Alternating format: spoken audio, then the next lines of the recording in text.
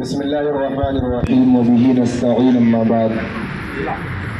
جو سچ کہوں تو برا لگے، جو دلیل دوں تو ذلیل ہوں۔ جو سچ کہوں تو برا لگے، جو دلیل دوں تو ذلیل ہوں۔ یہ شہر جہالت کی زد میں ہے، یہاں بات کرنا حرام ہے۔ معزز سامعین اور بزرگان دین، بہت ساری باتیں آئیں، بہت ساری رائے آپ کے سامنے رکھی گئی۔ یہ وقت تقریر بیان کا نہیں ہے، یہ ایک مشورہ کے طور پر بیٹھک رکھی گئی۔ جب ہم لوگ محاذ پر ہوتے ہیں، ایک حساب سے یہ محاذ ہے، ایک حساب سے بغیر ہتھیار کے جہاد ہے۔ جب ہم لوگ میدان میں کودے ہوئے ہوتے ہیں تو بہت ساری طاقتوں کا سامنا کرنا پڑتا ہے۔ کبھی کبھار ہمارے نوجوان کے پاؤں ڈگمگا جاتے ہیں تو مجھے مجبوراً کہنا پڑتا ہے، بھائیوں مت گھبراؤ، یوسف کو کنویں سے نکال کر تاج شاہی پر بیٹھانے والا رب زندہ ہے۔ بھائی مت ڈرو، گھبراؤ مت، ابراہیم کے لیے آگ کو، نار کو نور کرنے والا رب موجود ہے، وہ تمہارا مددگار بنے گا۔ بھائیوں مت گھبراؤ، مت ڈرو، یونس کو مچھلی کے پیٹ میں حفاظتی حصار فراہم کرنے والا رب موجود ہے۔ پھر ہمارے نوجوانوں کے اندر نئی طاقت آتی ہے، نئی امنگ آتی ہے، نیا جذبہ آتا ہے۔ پھر جب ہمارے علماء دست بدعا ہوتے ہیں، ان کی دعا جب ہم لوگوں کے اوپر اثر انداز ہوتی ہے تو ہمارے اندر اور بھی ہمت جمع ہو جاتی ہے۔ بہرحال یہ کوئی چھوٹا کام نہیں تھا، بہت بڑا کام تھا۔ یہ کام اپنوں سے جنگ مول لینی تھی۔ اس کام کے اندر زیادہ تر وہ لوگ مبتلا ہیں جو ہمارے رشتہ دار ہیں، ہمارے رشتے میں بھائی لگتے ہیں، ہمارے رشتے میں بہن ہے، چچا ہے، ماموں ہے، نانا ہے، دادا ہے، ان سے ڈائریکٹلی جنگ ہے۔ اور ہم جو کام کرتے ہیں وہ ڈائریکٹ اٹیک کرنے والا کام کرتے ہیں، ہاتھ پکڑ کر روکنے والا کام کرتے ہیں۔ جب ادھر سے فائٹ ہوتی ہے، بہت جگہ ڈھکیلے بازیاں ہوئی، ہماری ٹیم پہنچتی بعد میں، دوسرا فوٹو پہلے پہنچ جاتا ہے کہ دیکھیے ان لوگوں نے مار کر کے اس کو بھیجا ہے۔ پھٹا چیٹا شرٹ پہنا ہوا تھا، لیکن جب ہماری ٹیم تھانہ پہنچی بڑا بابو کے پاس تو اس کا فوٹو اس حال میں آیا، ایسا لگا ہم لوگوں نے اسے مار کر کے اپاہج کر دیا ہے۔ تو وہ بھی سب کچھ کو سمجھتے ہیں۔ بڑا بابو نے بہت تسلی دی اور کہا کہ جو لوگ اس کاروبار سے جڑے ہوئے ہیں ان کا نام اور نمبر ہم سماج سیوی کے نام سے سیو کر رکھے ہیں۔ جب بھی وقت آئے گا اس سماج کے تمام سیوا کرنے والوں کو ہم بلا لیں گے، آپ نام دائر کیجیے، FIR دائر کیجیے، ابھی کے ابھی آپ کے ساتھ جا کر کے ہم اٹھائیں گے۔ یہ انہوں نے وعدہ کیا، خدا کو حاضر ناظر جان کر میں کہہ رہا ہوں، اگر ہماری ٹیم کے نوجوان اس وقت نام دائر کر دیتے تو مجبوراً پرشاسن کو آنا پڑتا اور اسے اٹھانا پڑتا۔ ہم لوگوں نے وہاں لطف و کرم والا کام کیا، رحم و کرم والا کام کیا، کیونکہ اس کے پیچھے اس کی ماں ہے، اس کی بیوی ہے، اس کے بچے ہیں، اس کے رشتہ دار ہیں۔ ہمیں کسی کا گھر توڑنا نہیں ہے، ہمیں کسی کا گھر اجاڑنا مقصود نہیں ہے۔ ہمارا مقصود صرف یہ ہے کہ ایک بندہ مومن صفت ایمان سے متصل ہو جائے۔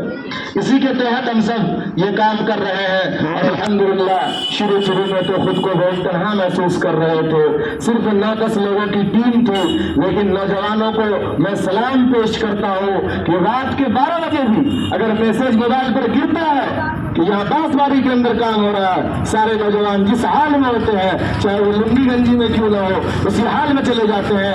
بعض موقع تو ایسا آیا کہ کھانا کا آخری لقمہ ہے، اس وقت فون آیا، اس کو نہیں پٹکا گیا، پھر گاڑی میں چابی پھنسا کر جانا گیا اور وقت پر پہنچ کر کے اس مشن کو کامیاب بنایا گیا۔ یہ مشن اس وجہ سے بھی کامیاب ہے کہ اس مشن کو لے کر بڑھنے والوں کے اندر اخلاص کوٹ کر بھرا ہوا ہے۔ کوئی لالچ نہیں، نہ ہم کو ووٹ لینا ہے، نہ ہم کو نیتا گیری پسارنا ہے، نہ ہم کو اسٹیٹس لگانا ہے۔ الحمدللہ اللہ نے ٹوپی داڑھی کے ساتھ جو اسٹیٹس دیا بہت ہے، وہی اسٹیٹس کافی ہے۔ اور لوگوں کو بھی احساس ہونا چاہیے کہ آپ جن علماء کو، جن مولویوں کی دوڑ کو مسجد تک سمجھتے ہیں، یاد رکھیے گا یہ مولوی کی دوڑ صرف مسجد تک نہیں ہے۔ اگر باری آئی کہیں تو اس مولوی نے محاذ پر جنگ بھی لڑا، اس مولوی نے وقت کے دجالوں کا مقابلہ بھی کیا۔ آج انہی کے صحبت یافتہ ہم لوگ بھی ہیں۔ وقت آئے گا تو ہم سب منبر کو بھی چھوڑیں گے، تصویر کو بھی چھوڑیں گے، قرآن کی تلاوت کو بھی چھوڑیں گے، ذکر و اذکار کو بھی چھوڑیں گے، سر پر کفن باندھ کر میدان عمل میں کود جائیں گے۔ اس لیے آپ اپنے قرب زمانے کے علماء کی قدر کو پہچانیے. ان کو آپ چندہ کے تانے نہ دیجیے. انہیں آپ صرف چندہ کھانے والی مخلوق مت سمجھیے. ان کو آپ قوم کو لوٹنے والی مخلوق مت سمجھیے. ان کی عزت کیجیے. ان کی عزت کا یہ مطلب نہیں ہے کہ ان کا فوٹو لگا کر کے روزانہ اگربتی جلائیے. وہ مطلب نہیں ہے. ان کی عزت کا مطلب یہ ہے ہم تب مانیں گے کہ آپ دل سے عزت کرتے ہیں. آپ بھی اپنے بچوں کا رخ مدرسہ کی طرف کیجیے. آپ بھی اپنے بچوں کا رخ اسلامک اسکول کی طرف کیجیے.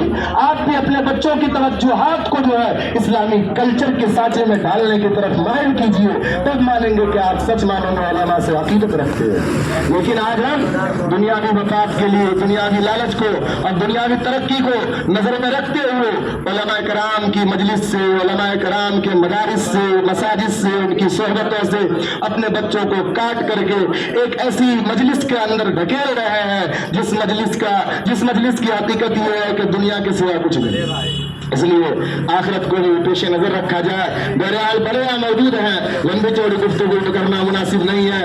میں ایک مشورہ دوں گا کہ یہ علاقہ جس کی ابھی تعریف کی جا رہی تھی, قصیدہ پڑھا جا رہا تھا, ہم بھی اسی سرزمین سے ہیں. ہمارا بھی گھر رامپور ہی ہے. ہم بھی اس سرزمین کو اچھے سے جانتے ہیں. یہاں کی 10 فٹ کی مٹی کی اندر کی گہرائی کو بھی اچھے سے جانتے ہیں.